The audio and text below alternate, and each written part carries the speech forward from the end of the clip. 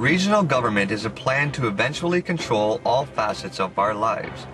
Executive Order 11490 assigns numerous emergency preparedness functions to federal departments. First, happy United Nations Day. Yes, it is the one day of the year we can all celebrate to the UN by sitting back, kicking back, doing nothing, watching the world go to hell, just like the real United Nations. Actually, some in Washington have a different idea how to celebrate, which I believe puts our liberty in peril.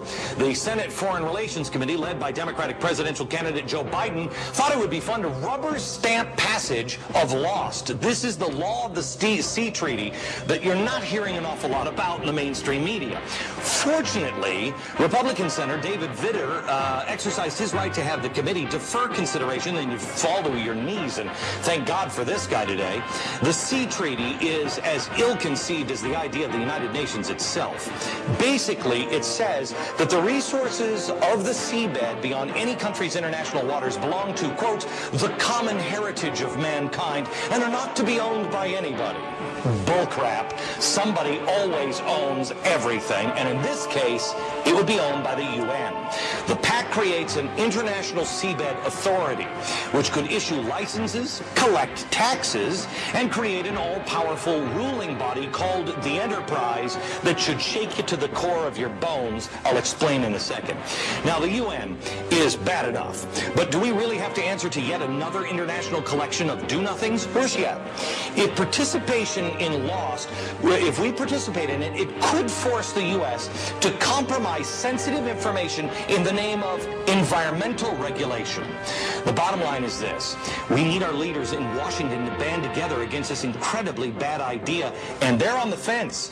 If impartial third-party organizations like the United Nations actually did some good, like helping stop terrorism or preventing Iran from getting a nuke, that would be one thing, but I still wouldn't support it, because in the end, the United Nations and other international organizations do not answer to we the people.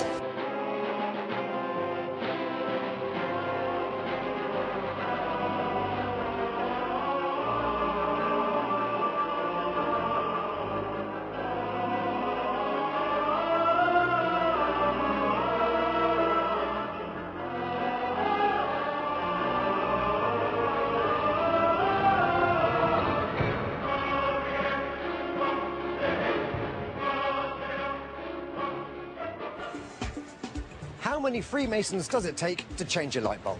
Actually, I can't tell you. It's a secret. Say Freemasons, and I think of rolled-up trouser legs, dodgy handshakes, and mysterious rituals. I'm not a Mason, but the Grand Lodge in London is open to everyone. Now, this is the entrance to the Grand Temple at Freemasons Hall. Martin Fawkes has been a Freemason since he was 23. He believes the fraternity has had a bad press, and it's time to tip the balance in their favour. A lot of people have speculated about what happens inside a Masonic temple, so I'd like to explain to you exactly what we do. Thank you. Wow. In this Grand Temple, Freemasons take part in a very strange ceremonial ritual in order to be initiated into the Brotherhood. The preparation is rather complex. First of all, you're blindfolded. One of your shoes is taken off, and you've got a slipper. You have your left breast exposed, and you have a noose put around your neck. And yes, it's true, one of your trouser legs is rolled up. That's true. It is true. Why are these things done? They're all symbolic.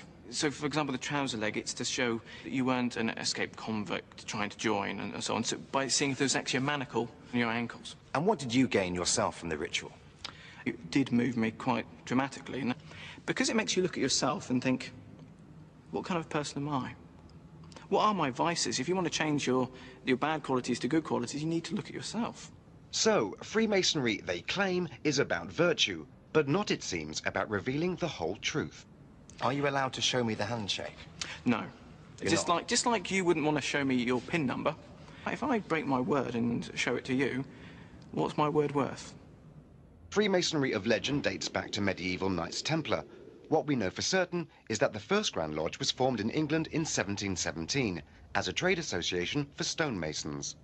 Originally it was about, building physical buildings. Now it's about building yourself into the most honourable and virtuous person you can be. It's about self-improvement, really. But should we believe Freemasons are completely on the level?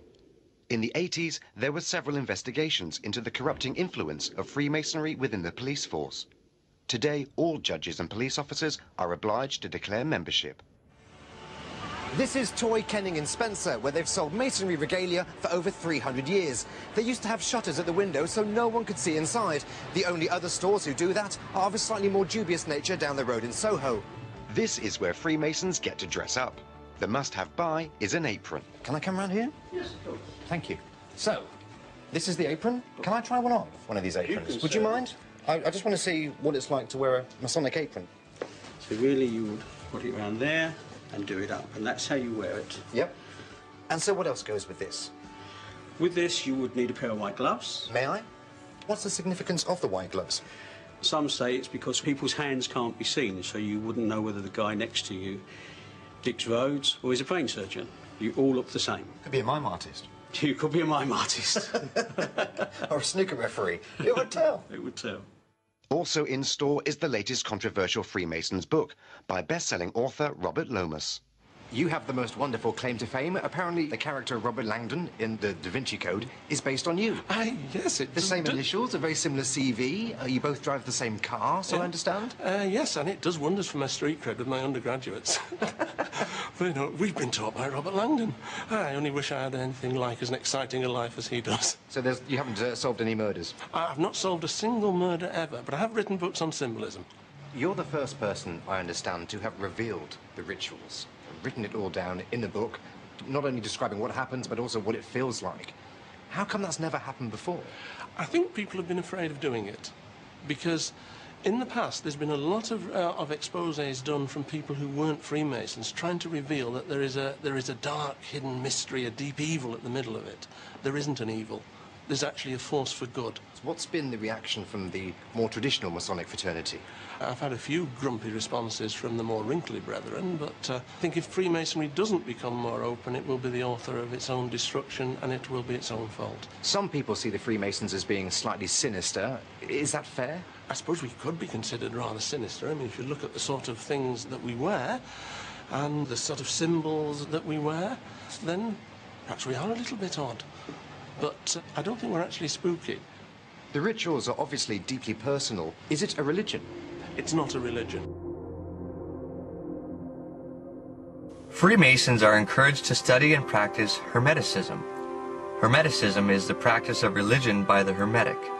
This religion was secret, occult, especially the Western Mystery Tradition, the New Age Dictionary. Hermetics generally followed the ancient Egyptian satanic mysteries. The Roman Catholic Church instituted the Inquisition in the 5th century to kill Hermetics. By encouraging their members to study and practice Hermeticism, Freemasonry, by definition, labels itself occultic.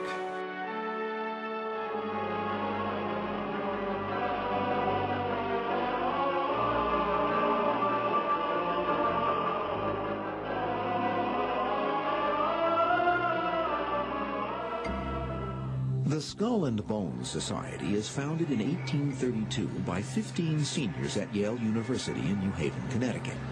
They establish a secret society with rules and rituals that remain unchanged to this day. Well, secrecy has always been extremely important to Skull and Bones, but there's been a schizophrenic kind of aspect to it. For instance, you know, throughout the early 1900s, the New York Times would often publish, sometimes on the front page, the names of the new Skull and Bones initiates. And the Yale class books would, up until the 1960s, publish the names of each class of Skull and Bones. Still, even though their identities were known, what they did inside the tomb was still supposed to be top secret. The tomb is the Skull and Bones Clubhouse, a 3-story, almost windowless brownstone on High Street. When I was an undergraduate, and I lived next to it, it's a very spooky kind of place, and you could project all sorts of fantasies.